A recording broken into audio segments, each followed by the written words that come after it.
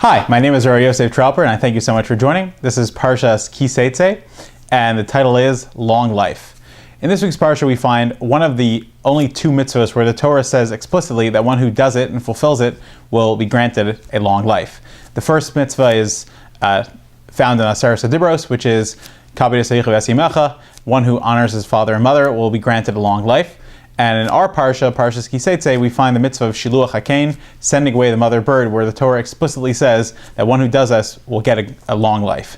Now, the Yerushalmi makes a comment in Peah, Daf Gimel Amud Beis.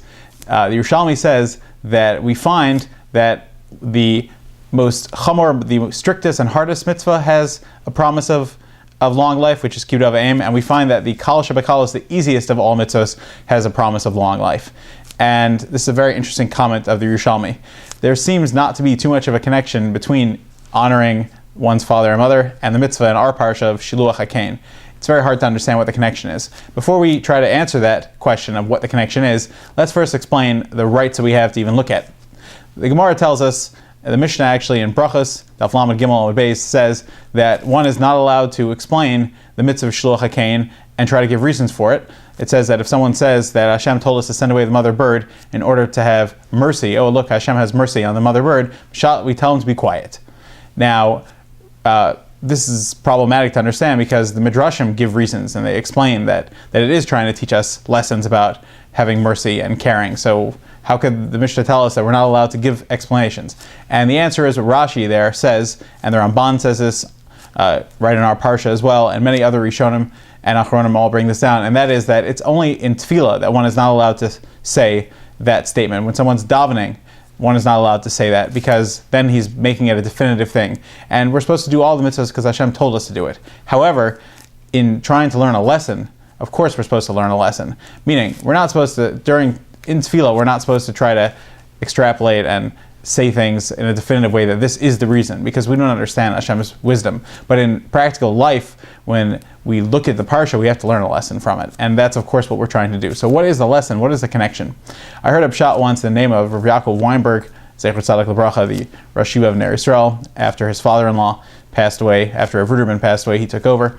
And he said the following, that the common denominator between Kibud Av V'Em and Shiluach HaKain is a fascinating concept, and that is Mesiras Nefesh, dedication. Parents dedicate so much to their children, to bring their children into the world, to care for their children, to love their children, and to provide them with all their needs. And therefore, the Torah says that we need to honor our parents.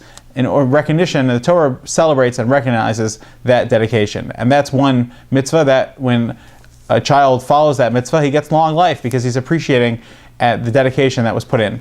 And even when it comes to a bird, normally if you see a bird and you scare it, it's going to run right away. If it sees you coming, it has very quick eyes, most birds, and they're always on the lookout from predators. If it sees you coming, it's going to run. However, when someone is trying to get the eggs and someone is doing Shiluach HaKain, the mother bird often will not go away right away until it's shooed away or pushed away because it doesn't want to give up its child. And the Torah is trying to teach us to have mercy and to learn. Also, the Torah is trying to teach us to learn from the Mesiras Nefesh of the mother bird that it's so dedicated to its children. And when a person learns these lessons and incorporates them into his own life to realize that the things that we're Moser Nefesh for and the things that we put ourselves into are the most vital and the greatest, and we learn how to put our efforts into things that are most worthwhile, then we have learned a tremendous lesson, and we will merit a long life in that, and as a reward as well. I thank you so much for listening. I invite all of your questions, comments, and sponsorship as well. Thank you.